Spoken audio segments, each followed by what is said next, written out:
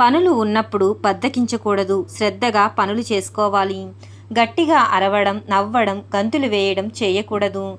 భర్త వద్దు అన్న పనిని ఎప్పటికీ చెయ్యకండి. తల వాకిట నిలబడి దువ్వుకోకూడదు. ఇంటి మధ్యలో కూర్చొని ఏడవకూడదు. ఆడవాళ్ళు ఏడిస్తే ఇంటికి మంచిది కాదు.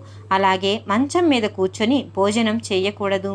ఖాళీగా కూర్చొని కాళ్ళు ఊపకూడదు. భర్త తెచ్చినను తేకున్నను హీనపరచరాదు. శుక్రవారం, శనివారంలలో శుద్ధిగా ఉండాలి. నడిమంత్రపు సిరి వచ్చినప్పుడు గర్వపడకూడదు. దీపపు నీడలో కూర్చోకూడదు.